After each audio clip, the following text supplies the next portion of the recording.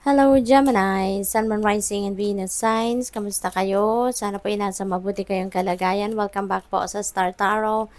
Kung bago kayo rito, welcome din kayo. Thank you sa inyong support. I truly appreciate it. God bless you all, Gemini.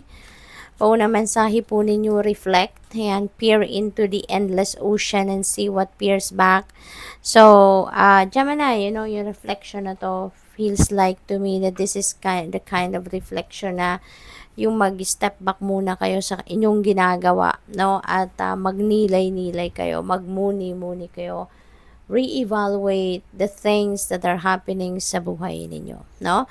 Kasi maaaring merong mga situations dito sa buhay ninyo na kailangan ninyong pagnilay-nilayan, kailangan ninyong pag-aralan, kailangan ninyong baguhin, yung mga ganon. Kaya magagawa nyo lang yan, makikita nyo lang yung kabuuan ng inyong sitwasyon when you reflect, no? At makakapag-focus kayo, tignan, ma-evaluate ang inyong sitwasyon.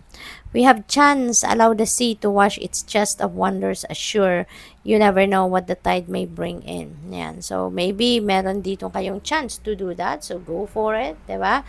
Or maaaring iba-ibang chance ito na meron kayo. Maaaring meron kayong mga iba pang iniisip, iba pang mga plano, at maybe this is your chance to do it, no? So, baka merong mga oportunidad na nandiyan dyan. We have meditate, make some quiet time in the still air. Ayan, so reflect, meditate. So Gemini feels like to me na ito yung kailangan ninyong gawin. Maaaring you've been so focused on different things, no, na siguro related sa paghahanap buhay, pagtatrabaho, yung mga ganon.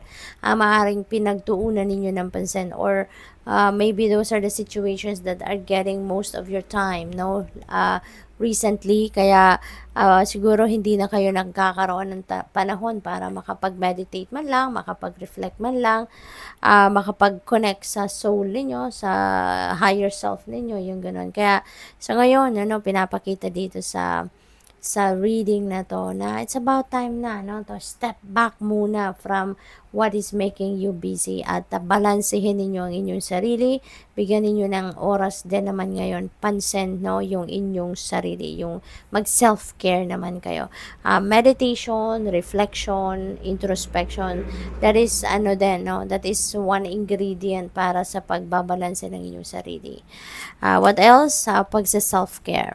Strength. Yan. So, this is your inner strength. Maaring kailangan ninyong buhayin ngayon, i-activate ang inyong inner strength and courage para nang sa gayon, maharap ninyo, no, maharap ninyo squarely kung ano man ang mga bagay na dapat ninyong harapin.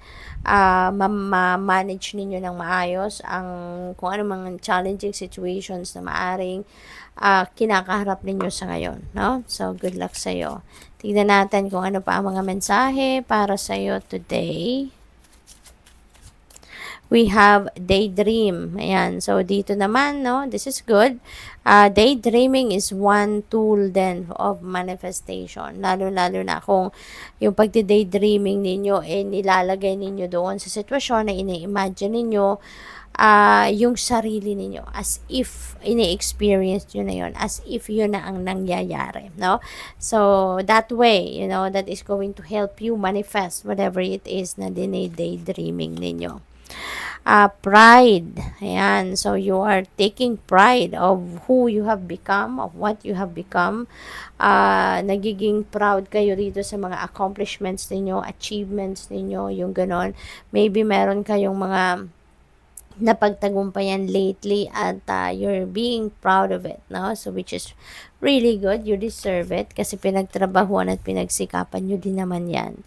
Gemini, this is stress, no? So, talagang kaya kailangan ninyo mag-reflect, mag-meditate, magpahinga kayo, no? Take a break from what is causing you stress, no?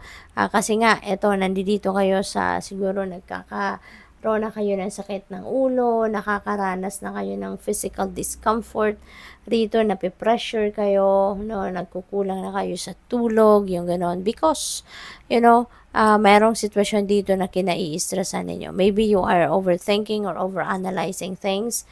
pinipressure ninyo din siguro ang inyong sarili, maaring meron kayong gustong marating, gustong maabot, at pinipilit ninyo, no, yung inyong sarili na abutin at a certain time. We have luck. Wow, napakaswerte. Oh, may panalo siguro kayo rito. Sabi dito, jackpot. Yan, merong jackpot.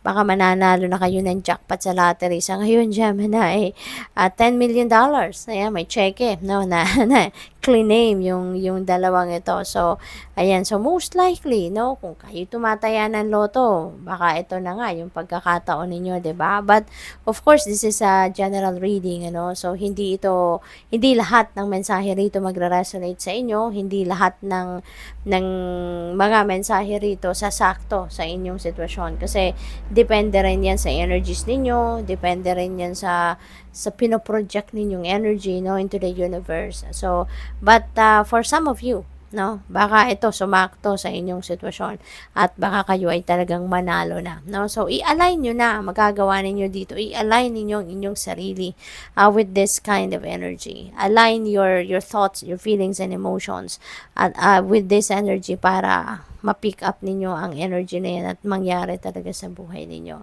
Alam nyo naman, di ba? In order for you to attract this kind of energy, positive ito eh. So, positive din dapat ang ilalabas ninyo para positive din ang ma-magnetize ninyo towards you. Kaya, itong stress na yan, ano, that can get in the way of this energy. Kaya, meron kayong nararamdaman ganito, kaya kailangan ninyong gamutin, no, ang stress na yan. By reflection, by meditation, you know, at ibalik ninyo sa balanse ang sarili ninyo. Focus kayo on what is positive. At yun ang makakatulong sa inyo para ma-attract ninyo yung energy na yan.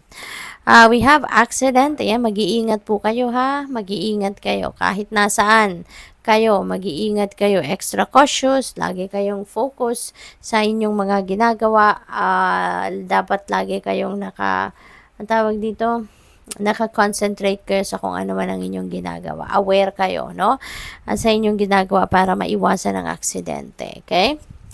What else? We have marriage. Ang iba siguro sa inyo dito, baka kayo ay mag-aasawa na. Baka kayo ay magpapakasal, no? So, siguro meron ditong pagpapakasal na magaganap for some of you. Kung hindi man, baka kayo ay, maiimbitahan sa isang kasalan. We have introvert. Yan, for some of you, baka kayo ay, focused kayo lagi ngayon sa gadgets, no? Siguro, lagi lang kayong naka-social media, lagi lang kayong nag-games, mga ganon, ano. So, baka hindi na kayo nagkakaroon ng oras para sa mga kapamilya ninyo, sa mga mahal ninyo sa buhay, kasi mas focus kayo doon lagi sa online gaming or sa pakikipag-chat, mga ganon, or kahit ano pa man, no? Nagbabrowse siguro kayo lagi ng cellphones ninyo at hindi ninyo na yung parang na-overlook nyo na, no, yung mga mahal ninyo sa buhay. We have eternal love. Ayan. So, this is really beautiful. Maybe you are going to meet your soulmate. You're going to meet your eternal love sa ngayon. Or baka na-meet nyo na to, Gemini. Baka siya na. Ano? Kung merong kasalan dito, kung kayong ay kakasal, baka ito na talaga si soulmate ninyo. Baka ito na si eternal love ninyo talaga ang makukuha ninyo. Yung papakasalan ninyo. No? So, good luck. Thank you for watching. Love and light. Namaste.